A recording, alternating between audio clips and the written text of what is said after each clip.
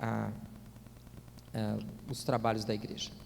Muito bem, Gênesis 1, nós estamos iniciando uma nova série de sermões, e essa nova série se chama, você sabe com quem você está falando? Você sabe com quem você está falando? Quem é o teu Deus? Nós vamos trabalhar um pouco na visão de quem é Deus para nós. Nós vivemos num tempo, contrariando a ciência, que a espiritualidade está em alta. As pessoas têm buscado relacionamento espiritual. Por que contrariando a ciência? Porque na década de 80, 90, eles diziam assim, a ciência está evoluindo tanto que ninguém vai predominar o ateísmo. Não é o que está acontecendo.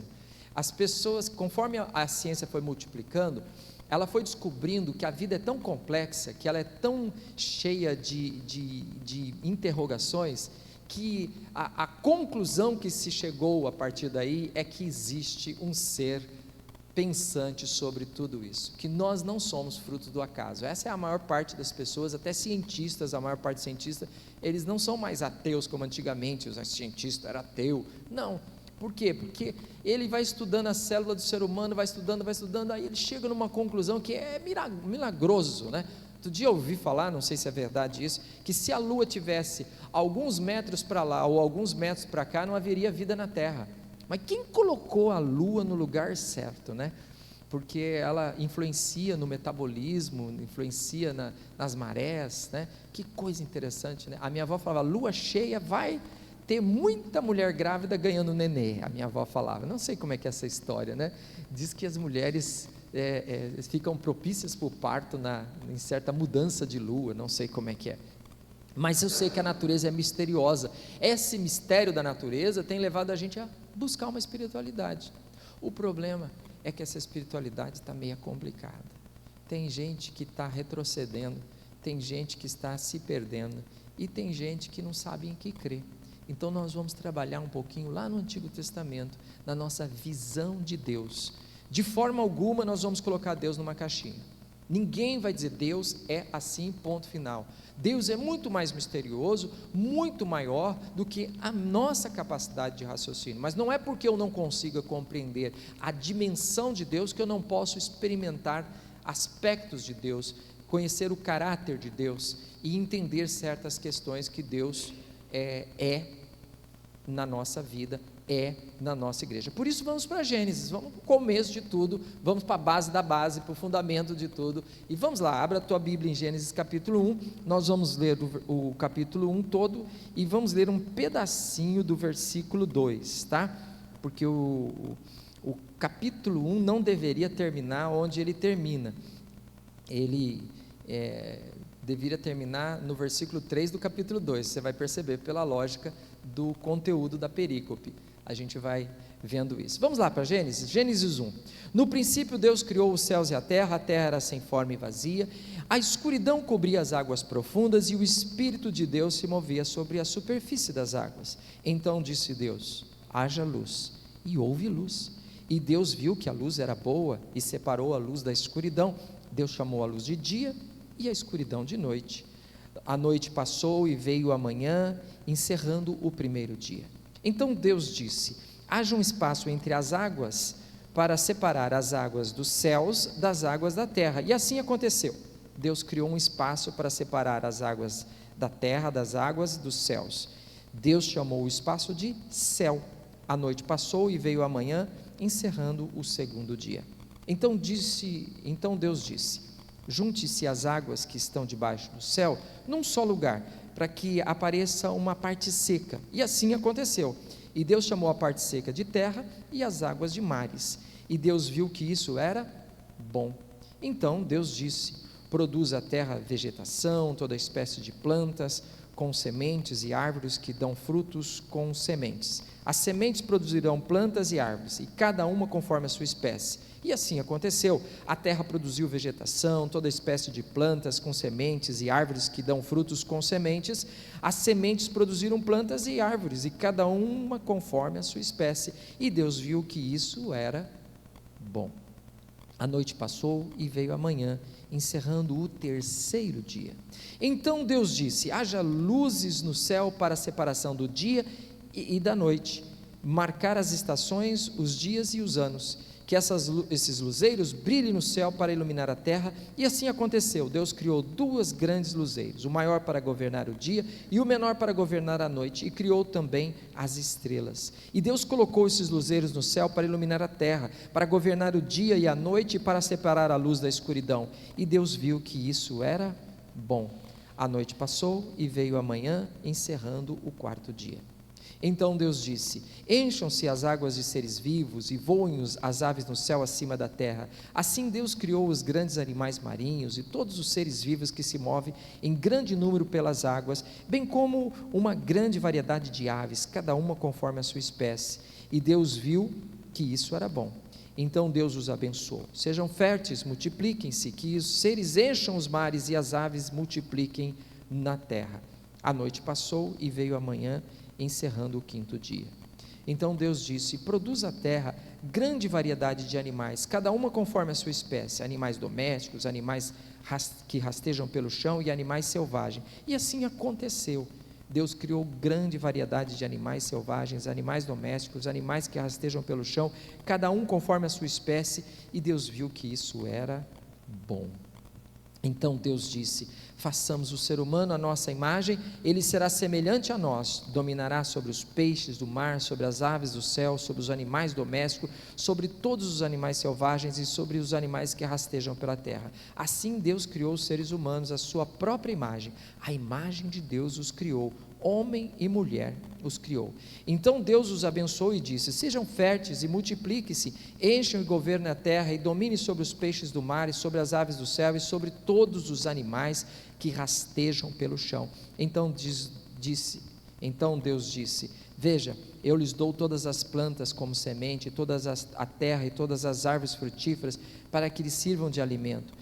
E dou todas as plantas verdes como alimento, e todos os seres vivos, os animais selvagens, as aves dos céus e os animais que rastejam pelo chão. E assim aconteceu. Então Deus olhou para tudo que havia feito, viu que era muito bom. A noite passou e veio a manhã, encerrando o 6º dia. Capítulo 2. Desse modo completou a criação dos céus e da terra e de tudo que nele há. No 7º dia Deus havia terminado a sua obra da criação e descansou de todo o seu trabalho. Deus abençoou o 7º dia e o declarou santo, pois foi o dia em que ele descansou de toda a sua criação. Esse é o relato da criação dos céus e da terra. Aqui que devia terminar o capítulo 1, e aí o capítulo 2 chegaria depois. Diz que foi um monge que fez essa divisão de capítulo, e diz que ele tinha um burrinho, e às vezes o burrinho andava, e ele ia em cima do burrinho, ia mantendo o capítulo. Quando o burrinho parava, ele encerrava o capítulo, né? E diz que assim algumas coisas ficou fora do contexto, mas brincadeira à parte, aqui encerra-se o primeiro relato da criação, e nós gostaríamos de meditar nesse relato. Vamos orar? Pai, que as palavras da minha boca e o meditar do meu coração sejam agradáveis na Tua presença, o Senhor que é a rocha nossa, de cada um de nós, e é o nosso Redentor. Amém. Amém. Nós queremos conversar um pouquinho sobre os atributos de Deus, sobre o poder de Deus. Precisamos enxergar melhor a grandeza de Deus. Nós vivemos numa época em que isso está muito confuso, e essa realidade da sociedade líquida, ela tem nos levado a nos perder. Sociedade líquida é um termo que foi usado aí para essa realidade tão vulnerável. Hoje eu acredito numa coisa, amanhã eu acredito noutra. Hoje eu penso de um jeito, amanhã eu penso de outra forma. O problema da sociedade líquida é que, por você não ter consistência, por você não ter firmeza, você acaba se tornando muito vulnerável aos problemas. Você é muito frágil. As pessoas estão ficando muito frágeis. Por quê? Porque não tem uma verdade. Não tem uma verdade. A verdade é relativa. Até, olha só, se a verdade é relativa, essa frase é relativa. Se essa frase é relativa, então quer dizer que ela nega a si mesmo. Então essa expressão é imprópria, inadequada, incoerente. Não é bem assim. Há coisas que são absolutas, há coisas que são verdades. Claro que existem muitas coisas que podem ser questionadas, muitas coisas que podem ser revistas. Nós estamos abertos, né? nós estamos prontos para uma realidade que seja diferente e que possa estar trazendo mais alento, mais força, mais ânimo para a nossa vida. Eu gostaria de iniciar aqui comentando um pouco o texto, e aí, tarefa para casa, anota aí, você está pronto para anotar aí? Tarefa para casa, procura o pastor e professor Luiz Saião, no Rota 66, você quer estudar Bíblia em pormenores? Uma pessoa coerente, que é um professor, ele é ligado à rádio Transmundial, né? E ele tem um estudo maravilhoso de Gênesis ao Apocalipse. Você vai ficar quase 3 anos estudando a Bíblia capítulo por capítulo, mas você vai compreendendo coisas maravilhosas. Luiz Saião, eu tive o privilégio de, no casamento de uma das netas da Paulina, conhecer o Luiz Saião, né? Ele já é um senhor de uma certa idade, ele é judeu, mas é cristão, né? Ele é um judeu que acredita em Yehoshua. E eu não aguentei, eu estava lá no casamento e eu falei, é o Luiz Saião, eu sempre escuto, né? A melhor visão do livro do Apocalipse eu tirei do Luiz Saião, gosto muito dele, né? Aí eu falei, não, eu não vou aguentar. Eu nunca fiz isso na minha vida, mas eu fui tietar. Falei, desculpa, eu sei que você está num casamento, relaxando, mas você aceita uma tietagem aqui? Eu preciso tirar uma foto contigo e dizer o quanto eu te admiro, né? Um homem que tem uma visão, e ele tem estudo a estudo. Por exemplo, capítulo 1 de Gênesis, você vai pegar lá o primeiro estudo do Rota 66, é muito interessante, e você pode ter esta visão clara de quem é Deus. Aliás, também muito agradável, né? Em 40 minutos você nem vê o tempo passar. Ele faz em 3 blocos, um explicando o texto, respondendo pergunta e fazendo uma aplicação, que é muito legal.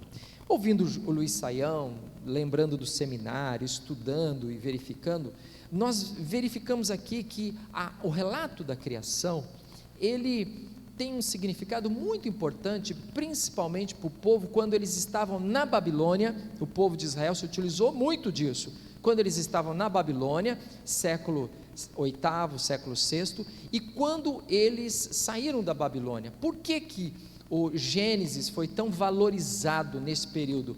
Porque os deuses babilônicos também têm seus mitos, suas histórias, algumas até parecidas com essas histórias que a gente vê. As histórias, por exemplo, do dilúvio, tem história do dilúvio em várias outras nações, tem as histórias da criação em várias outras nações. Contudo, irmãos, Gênesis tem uma característica peculiar. Somente em Gênesis nós encontramos um ponto importantíssimo: Deus cria do nada. Porque os deuses das outras nações, eles sempre têm toda uma relação com alguma coisa para criar a matéria. A matéria é criada a partir de um engano, de uma rebeldia. Aí já existia outros deuses, já existia isso, já existia aquilo, mas Gênesis diz que Deus criou do nada. Inclusive, olha a curiosidade, o autor, a gente atribui a Moisés, né, o autor desse texto, ele usa uma palavra, aqui, um verbo, que é o verbo criar, que no hebraico é bará, só aqui, o verbo é abandonado e não é mais utilizado na Bíblia toda, numa ideia de que Deus é um criador único, que Ele é incomparável, Ele é o único que cria do nada. Ele faz isso com a sua palavra, Ele faz isso com a sua grandeza. Aqui no texto você diz, no princípio criou Deus os céus e a terra. O texto não está e nem quer fazer explicações científicas sobre a criação. A pergunta que o texto está respondendo não são as perguntas da ciência, quando aconteceu, como aconteceu. E eu, como pastor, não estou nem um pouquinho neste momento preocupado com isso. Então, se você é darwiniano, eu não sou, fique à vontade, ninguém está aqui para brigar com a evolução falando da criação. Eu só estou afirmando algo teológico, bíblico, e que o texto é muito claro. Quem criou? Deus. Deus criou. E Ele tem tanto poder, que Ele com sua palavra cria todas as coisas. E quando Ele fala, né, quando ele cria, Bará, no princípio, Bereshit Bará Elohim, quando Deus cria as coisas, ele cria a partir de uma realidade inexistente. O primeiro motor, uma pergunta tão feita pela filosofia: quem é o primeiro motor de todas as coisas? A filosofia anda e nunca responde essa pergunta satisfatoriamente. Nós temos uma resposta de fé: o nosso Deus é o Criador de tudo que existe. E a ciência, irmão, é maravilhosa, e a natureza é tremenda.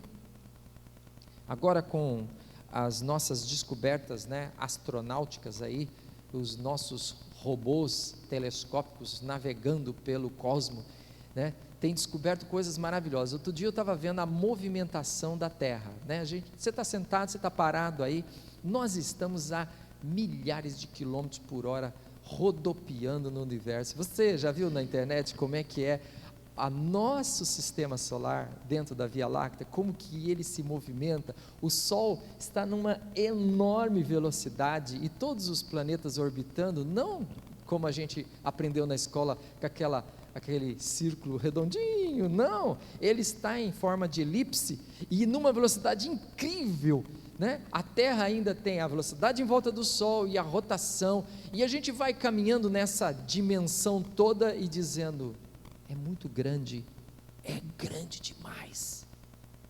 E aí o cientista diz: só pode existir vida se existir um cérebro sobre isso. E aí os homens de fé dizem: eu creio que Deus criou todas as coisas, e Ele não é um deusinho não, Ele não é pequeno, Ele não é fraco, Ele não é algo que eu possa manipular. Ele é o Senhor do universo. E esta evidência foi muito usada, principalmente no tempo que o povo estava lá na Babilônia, porque em contraste com os deuses babilônicos, eles precisavam afirmar o seu Deus. O reverendo Júlio Zabatiero costuma dizer que Gênesis de 1 a 11 é um credo, é uma declaração de quem é o Deus de Israel, e Ele é o nosso Deus. Ele é quem afirma quem é o nosso Deus. Esta é a pergunta que Gênesis de 1 a 11 está respondendo: quem é o nosso Deus? Agora, se você quer estudar botânica, zoologia, astronomia, fique à vontade, né? Seja um bom profissional ou um curioso nessa área, se divirta, porque aqui é a igreja e nós estamos falando do Deus Criador, poderoso, que fez todas as coisas. Pode existir até aquela pergunta: mas foram dias ou eras? Olha, não dá para dizer com muita clareza se são dias ou eras, né? Porque o texto está dizendo, por exemplo, que houve tarde e manhã do primeiro dia sem sol e sem lua. É apenas um texto que está dizendo que Deus criou a claridade e a escuridão. Então como que é o primeiro dia sem sol e sem lua? Não tem nem terra para ter a rotação. Eu não sei, eu só estou dizendo que Deus criou. Há uma lógica nisso aqui? Sim, há uma lógica.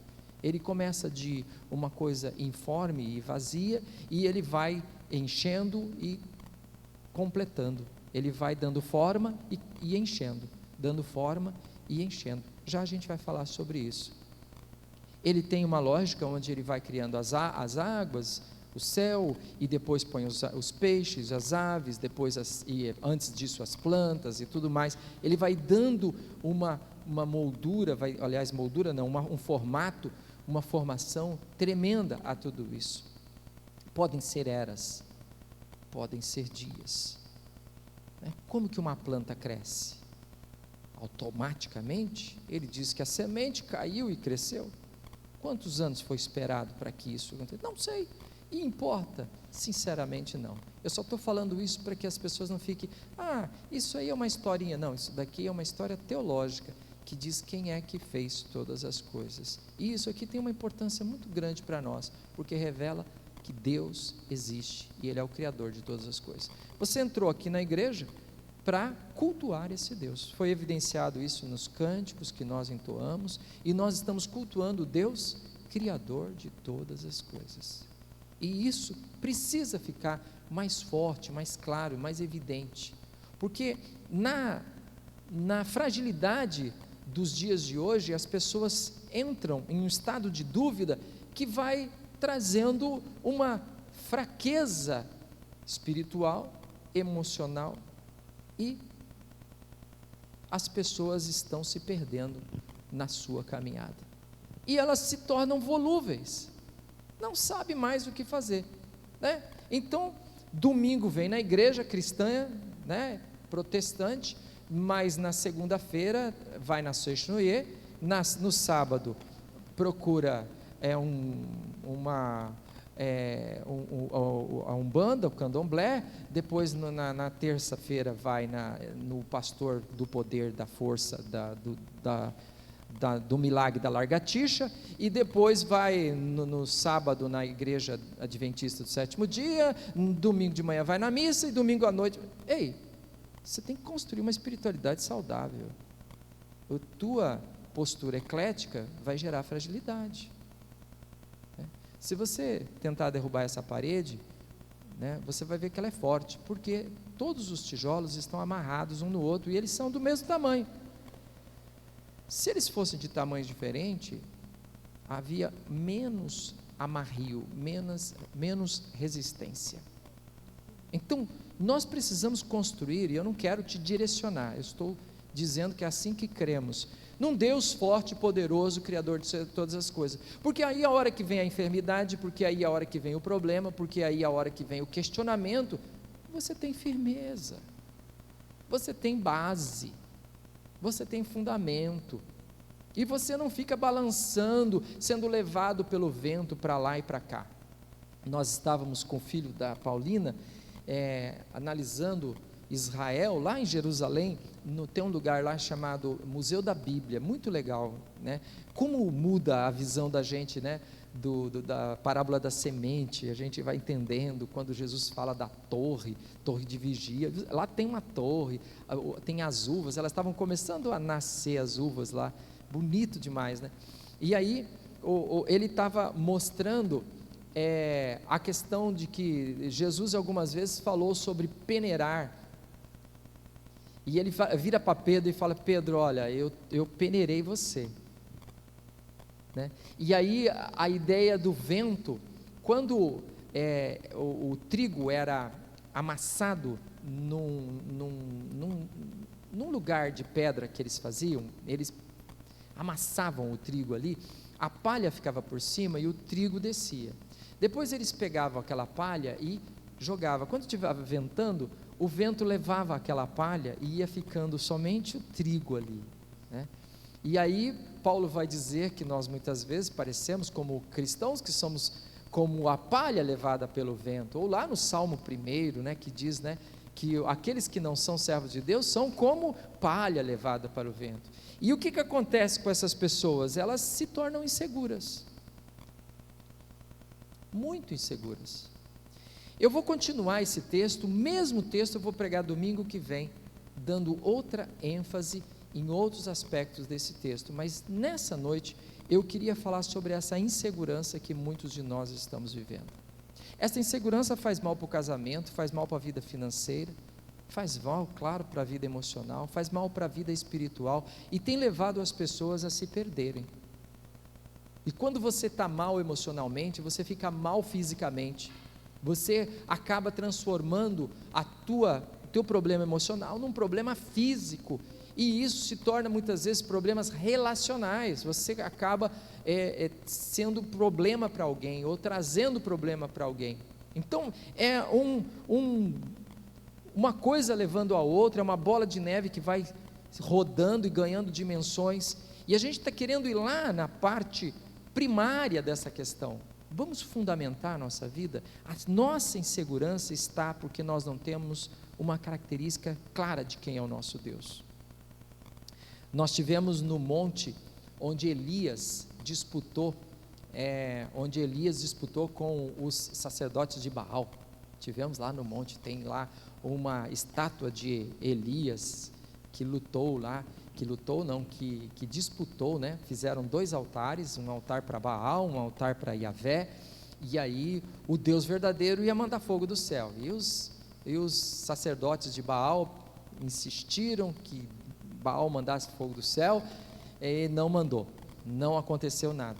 E depois veio Elias e pediu para que Yahvé revelasse o seu poder, e Deus mandou fogo do céu e queimou, a oferenda do altar, revelando que é o Deus verdadeiro, e ali Elias saiu vitorioso. Ele saiu vitorioso diante do rei Acabe e da rainha Jezabel, e ele podia se sentir forte, mas não, você continua a história de Elias, e ele vai se sentir fragilizado, e ele vai andar, e sair daquele lugar, e ele vai se perder nas suas questões, e vai para uma caverna, e lá ele fica morrendo de medo, dizendo, só tem eu sou muito fraco, e Deus tem que dar uma chacoalhada no profeta, dizer, Elias, será que eu tenho que abrir teus olhos? Eu estou no comando, eu estou na direção. Nós precisamos, irmãos, não ser como Elias, que fica tendo uma experiência com Deus aí, eu vi Deus, eu tive uma experiência lá no culto, mas daqui a pouco, passa 5 minutos lá fora, você já está perdido, reclamando, resmungando, achando ruim, e dizendo, ai de mim, eu estou perdido, eu não tenho. Irmãos, a nossa firmeza precisa vir do olhar para um Deus que criou todas as coisas. Quando Deus cria, Ele faz coisas grandiosas e poderosas.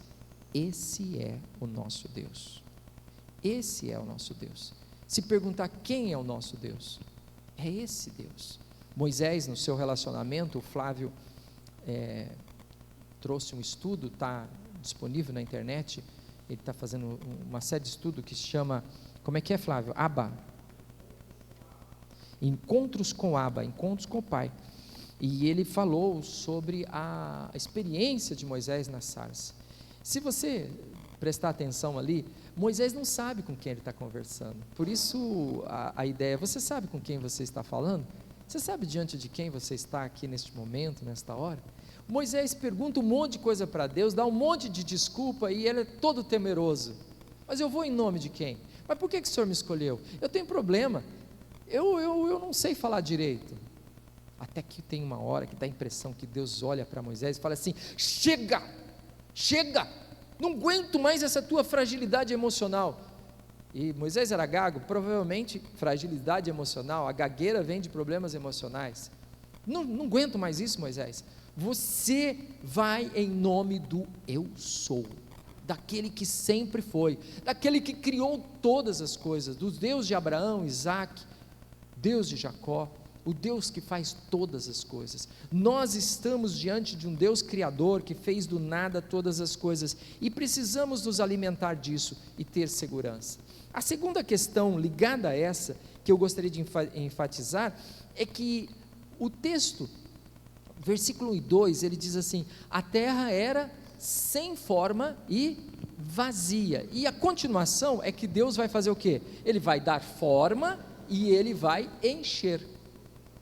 E para a gente ter segurança, a partir do momento que você aceita esse Deus Todo-Poderoso, diz, olha, minha vida está nas mãos de Deus, morrer ou viver, está nas mãos dele, eu pertenço ao Senhor, a minha história da família, o que vai acontecer na minha caminhada, na minha vida financeira, eu estou em paz, porque o meu Deus é o Todo-Poderoso, é o El Shaddai, Ele é o Senhor dos Senhores, eu estou tranquilo. A hora que você faz isso, e o que Deus está fazendo? Bom, o que Ele fez aqui? Ele deu forma e Ele encheu. Pessoas que não têm uma formidade, uma forma, ficam deformados ou inconformados, e Deus quer te dar uma forma, uma estabilidade na tua personalidade, para que você não seja tão volúvel, para que você não seja tão instável. Pare de andar de montanha-russa na vida espiritual. Tem que parar de andar de montanha-russa na vida espiritual. Um dia eu estou bem, outro dia eu estou mal. Um dia eu estou bem, outro dia eu estou mal. Deus quer te formar. E a vida cristã, ela é uma vida de formação. E Ele quer te encher. Ele quer te encher como Ele encheu a terra. Ele encheu a terra de animais, Ele encheu a terra de natureza, Ele encheu a terra de exuberância. Ele quer te encher de coisa boa.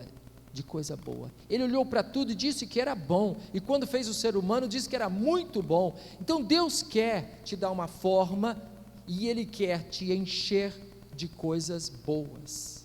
Veja, Ele é o Todo-Poderoso, Ele está diante de nós. Tuas idiosincrasias, teus problemas, tuas lutas, tuas dificuldades são desse tamaninho diante do Criador.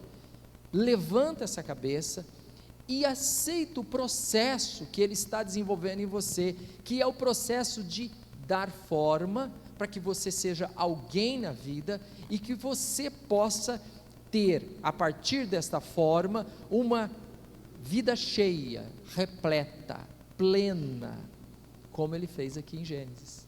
Um exemplo que eu gosto de pensar é de Gideão. Gideão estava num lagar é lugar onde esmaga a uva, estava malhando trigo, escondido dos filisteus. Gideão era um covarde, ele era um covarde. Quanta gente covarde, né? Essa fragilidade, essa insegurança, né? Vai você primeiro, eu não quero, né? Pessoas inseguras são covardes, e Gideão era um covarde. Aí Deus diz: Gideão, eu estou levantando você, porque eu sou da clã mais fraquinha de todas, eu sou da família menor que existe. O senhor está certo disso, Deus? O senhor precisa de ajuda dos universitários? Só faltou ele perguntar isso para Deus, né? Aí Deus diz para Gideão: Gideão, eu estou te chamando. Ele estava dentro de um lagar, malhando trigo, lugar impróprio, porque lá ele estava escondido, não queria que os filisteus vissem, porque ele sabia que os filisteus podiam ir lá e acabar com toda a plantação dele, ou com a colheita dele. Era um covarde. Agora Deus levanta Gideão, e quem Gideão se torna? Um grande juiz, libertador de Israel. Nós temos a história da grande batalha de Gideão, quando Deus fala: convoca o povo de Israel, e ele convoca e vem milhares de pessoas, e diz: não, Gideão, eu vou te mostrar o meu poder, não preciso desse exército todo, fala para eles que quem tiver com medo, quem tiver com algum problema, pode ir embora. E o que o povo fez? A grande maioria foi tudo embora. Aí ele disse: sobraram quantos? Sobraram ainda uma turma boa. Ele falou: vai passar na peneira mais um pouco, eu vou ganhar essa batalha, Gideão, e você vai ver quem eu sou, Deus, para parar com essa covardia, com essa tua fraqueza. Presta atenção, Gideão, eu sou Deus, e você vai ver como é que eu faço isso. Aí ele falou: manda todo mundo beber água. Todo mundo faz fila e vai beber água. Aquele que colocar as duas mãos no chão e lamber água como um cachorro, você já dispensa. Fala: fica para cá, não diz mais nada. E aquele que dobrar seu joelho com a mão na espada e trazer a água até a boca, como um verdadeiro soldado, esse você mantém. Ficaram só 300. Mas o exército dos filisteus eram milhares e milhares. E Deus disse: agora você está pronto para a batalha. Mas olha como Deus forma e enche. Agora Gideão é um general, e ele diz: eu vou. Deus está falando para você hoje aqui: e aí? Vai encarar? Você vai? Deus está falando: olha, eu quero um filho meu que tenha segurança, que seja forte, que tenha uma estrutura, forma, e que seja cheio de mim, do meu espírito. E Gideão então diz para Deus: como que vai ser? E Deus diz: presta atenção, manda todo mundo levar vaso na batalha. Gente, Gideão não questiona, ele não questionou, pegou e todo mundo levou vaso. Leva também tochas e leva também cornetas. E aí, à noite, ninguém batalhava à noite, gente. As lanternas daquele tempo eram muito fracas, as pilhas não prestavam, ninguém batalhava à noite. À noite o medo predominava, não tinha nada disso, né? À noite as pessoas não sabiam quem estava dando uma espadada. Imagina você segurar uma tocha e a outra você uma espada, ou uma lança, ou qualquer coisa do gênero. Então não havia batalha à noite, porque era suicídio, né? Era uma coisa que não sabia o que ia acontecer. Mas Deus diz: é à noite que vai acontecer. Cerca, distribui esses 300 homens em volta do exército dos filisteus que estavam acampados numa determinada campina. Gideão faz, falou: agora manda eles quebrarem os vasos. Quebrar os vasos? Eles quebram o vaso. Quando quebra os vasos, vaso de barro, na pedra, 300 homens, faz um barulhão, no escuro. Eles começam: o que é isso? Eu não estou entendendo, que barulho do que é esse negócio? Já havia uns boatos que Deus providenciou, que tinha espalhado lá, que tinha algumas coisas acontecendo do poder de Deus. E os filisteus começaram a ficar com medo.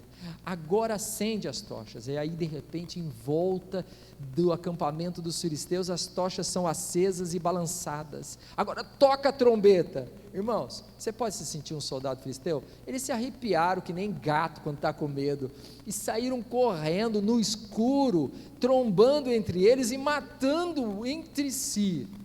No final, Gideão e os seus 300 não perderam um homem sequer.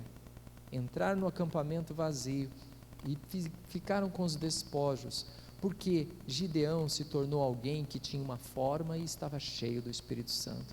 Do deformado e vazio Gideão, agora nós vemos um homem cheio e com caráter. É isso que Deus quer fazer conosco, irmãos. O processo que Ele quer desenvolver na gente é o mesmo da criação. É um Deus todo-poderoso que pode mudar todas as circunstâncias. Ele quer nos encher, Ele quer nos dar forma, e Ele quer fazer isso para a glória dEle. Ele não quer uma pessoa medrosa, uma pessoa insegura. Ele quer pessoas que levante a cabeça e enfrente, seja o que for, seja a morte, e enfrente para a glória do Senhor, para o louvor de Deus Pai. No próximo domingo, a gente vai falar como Ele faz isso e para onde Ele nos leva, nesse mesmo texto que acabamos de ler. Domingo que vem, a gente se encontra novamente para discutir. Você sabe com quem você está falando? Que Deus nos abençoe. Amém? Vamos ter uma canção, vamos louvar ao Senhor com um cântico.